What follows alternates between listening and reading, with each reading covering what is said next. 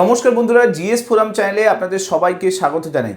Jammu Kashmir high court আজকে এমন একটি ঐতিহাসিক রায় দিয়েছে, যেই রায়ের পরে সমস্ত কন্ট্রাকচুয়াল কর্মচারীদের জন্য যে সুরক্ষা কবচ, সেই সুরক্ষা কবচ কিন্তু সমস্ত কন্ট্রাকচুয়াল কর্মচারী পেতে চলেছে। সংবিধানের 311 নম্বর অনুচ্ছেদ, এই অনুচ্ছেদে বিশেষ ক্ষমতা প্রদান করা হয়েছে সমস্ত কন্ট্রাকচুয়াল কর্মচারীদের এবং তাদেরকে সুরক্ষা কবচ প্রদান করা হয়েছে।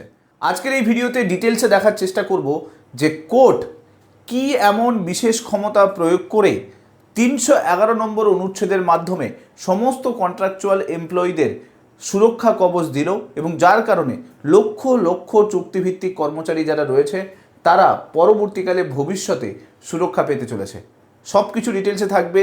এই মামলায় কি হয়েছিল, কি বলা হয়েছে, কোর্ট কি পর্যবেক্ষণ দিয়েছে, সমস্ত কিছু থাকবে এই ভিডিওর মধ্যে। ভিডিওটা ভালো লাগলে লাইক করে দেবেন, চ্যানেলটাতে নতুন হয়ে থাকলে সাবস্ক্রাইব করে নেবেন এবং আপনি যদি কন্ট্রাকচুয়াল জবের সঙ্গে কানেক্টেড আছেন তাহলে মাস্ট এই ভিডিওগুলো আপনার সমস্ত বন্ধু বান্ধবদের সঙ্গে শেয়ার করতে ভুলবেন না। তো চলুন শুরু করা যাক। দেখুন, এই যে মামলাটা বেসিক্যালি জম্মু কাশ্মীর যে লাদাখ হাইকোর্ট রয়েছে সেই হাইকোর্টে কিন্তু এই মামলাটা হয়েছিল এবং সেই মামলাতে হাইকোর্ট বেসিক্যালি সংবিধান 311 নম্বর অনুচ্ছেদের কথা তুলে ধরে এবং বিশেষ ক্ষমতা প্রয়োগের মাধ্যমে সমস্ত কন্ট্রাকচুয়াল এমপ্লয়ি যারা রয়েছে তাদের জন্য একটি সুরক্ষা কবচ তৈরি করেন এবং সুরক্ষা কবচের মাধ্যমে হাইকোর্ট বলে যে সমস্ত কন্ট্রাকচুয়াল এমপ্লয়ি তারা সংবিধানের 311 নম্বর অনুচ্ছেদের মাধ্যমে সুরক্ষা পাবে এবং সেই সুরক্ষা তার অধিকার। এই কেস আপনারা এখানে দেখতেই পাচ্ছেন, কেসের details Jammu Kashmir and Ladakh high court, case number এখানে দেখতে পাচ্ছেন এবং 6 জুন এই কেসের কিন্তু রায় আসে। পুরো জাজমেন্টটা ডিটেলস আপনারা যদি পেতে চান তাহলে টেলিগ্রাম গ্রুপে জয়েন হয়ে যাবেন। ডেসক্রিপশান বক্সে টেলিগ্রাম গ্রুপ রয়েছে, সেখানে এই জাজমেন্টটা আমি আপলোড করে দেবো। অনেক পেজের জাজমেন্ট রয়েছে, সেখান থেকে আপনারা ডাউনলোড করে পুরো কেসটার সম্বন্ধে ডিটেলসে পেতে পারেন। এই মামলাতে বেসিক্যালি গল্পটা কি হয়েছে সেটা একটু আমি আপনাদেরকে বলি। দেখুন, এই পুরো রায়টা কিন্তু চুক্তিভিত্তিক সমস্ত কর্মচারীদের উদ্দেশ্যে এই রায়টা এসছে। এই রায়ে জম্মু কাশ্মীর যে লাদাখ হাইকোর্ট আছে, এই হাইকোর্ট বলে যে সমস্ত চুক্তিভিত্তিক কর্মচারীরা সংবিধানের 311 নম্বর অনুচ্ছেদ অনুযায়ী সুরক্ষা কবচ পায়, কিন্তু সবসময় এই 311 নম্বর অনুচ্ছেদের যে সুরক্ষা কবচ সেটা কিন্তু কাজে লাগবে না। কখন কাজে লাগবে না? যদি তাদের চাকরি, অর্থাৎ এই সমস্ত চুক্তিভিত্তিক কর্মচারীদের চাকরির যে শর্ত, সেই শর্ত অনুযায়ী যদি কাউকে বাতিল করা হয় তাহলে কিন্তু এই 311 নম্বর অনুচ্ছেদ কাজ করবে না।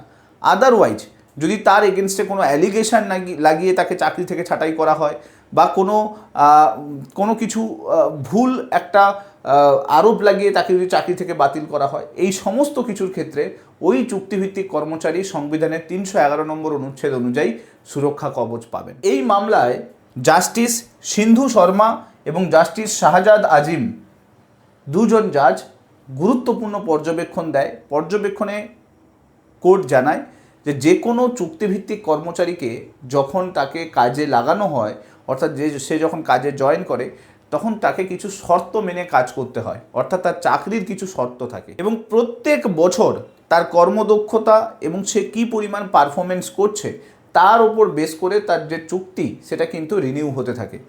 যদি কখনো কোনো সরকার বা কোনো অথরিটি এটা মনে করে যে তার যে কর্মদক্ষতা বা পারফরমেন্স ঠিক নেই, তাহলে তাকে কিন্তু অ্যাকর্ডিং টু জবের যে রুলস বা কন্ডিশান, সেই কন্ডিশান অনুযায়ী তাকে কিন্তু বাতিল করতে পারে এবং সেই ক্ষেত্রে যদি ওই পার্সন হাইকোর্টে বা সুপ্রিম কোর্টে কোথাও গিয়ে কেস করে তাহলে অনুচ্ছেদ 311 তাকে কিন্তু সুরক্ষা কবচ দেবে না।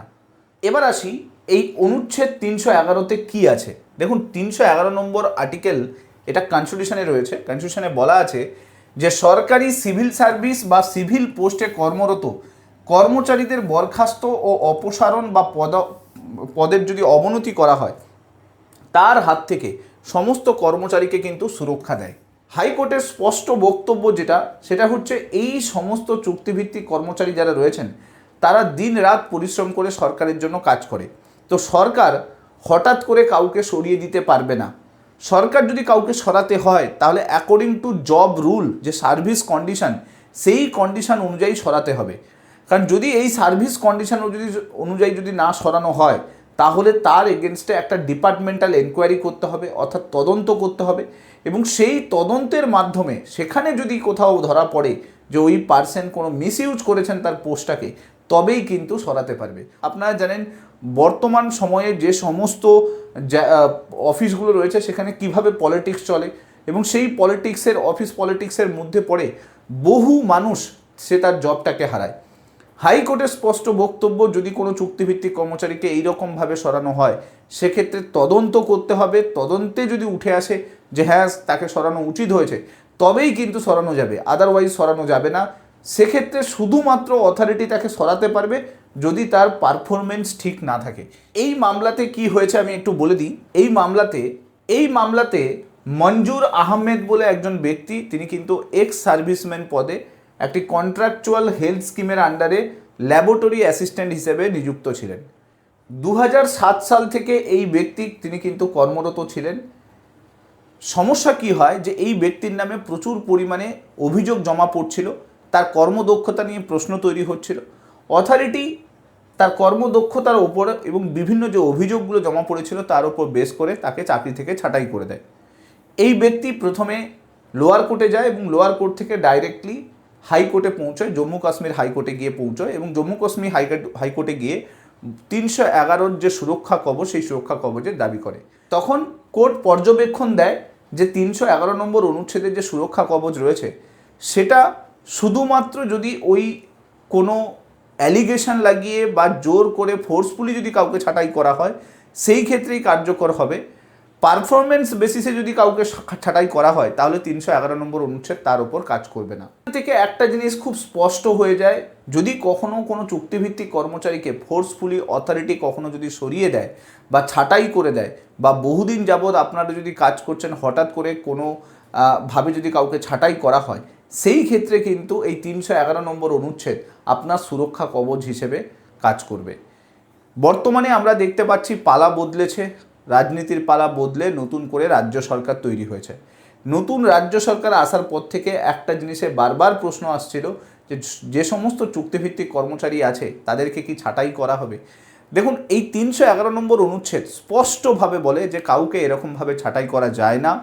এটা একজন চুক্তিভিত্তিক কর্মচারীর বলতে পারেন যে অনেক দিন ধরে যে কাজ করছে সেই বিষয়ে সংবিধান তাকে কিন্তু সুরক্ষা দেয়।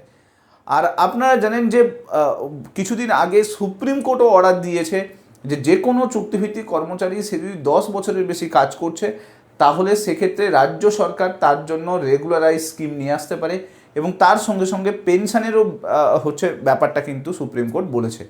এবং সম্প্রতি আমরা দেখতে পাচ্ছি যে বেতন বৃদ্ধি এবং এই পেনশন নিয়ে সুপ্রিম কোর্টে বহু কেস এই চুক্তিভিত্তিক কর্মচারীদের নিয়ে গেছে, এবং সেখানে সুপ্রিম কোর্ট একটা পজিটিভ রিপ্লাই দিয়েছে, এবং এই সমস্ত যারা এতদিন যাবৎ কাজ করছে তাদের জন্য কিন্তু বড় বড় জাজমেন্ট গত কয়েকদিনে সুপ্রিম কোর্টে কিন্তু উঠে এসছে। এখন দেখার বিষয় এই সমস্ত চুক্তিভিত্তিক কর্মচারীদের জন্য নতুন রাজ্য সরকার কী ভাবছে। যা কিছু পরবর্তীকালে এই রিলেটেড আপডেট আসবে আমি চেষ্টা করব ভিডিওর মাধ্যমে নিয়ে আসার জন্য। ভিডিওটা ভালো লাগলে মাস্ট লাইক করে দেবেন, চ্যানেলটাতে নতুন হয়ে থাকলে সাবস্ক্রাইব করে নেবেন, এবং মাস্ট এই ভিডিওগুলোকে শেয়ার করতে ভুলবেন না। Thank you so much. Next ভিডিওতে আপনাদের সঙ্গে আবার দেখা হচ্ছে। Till then, bye by.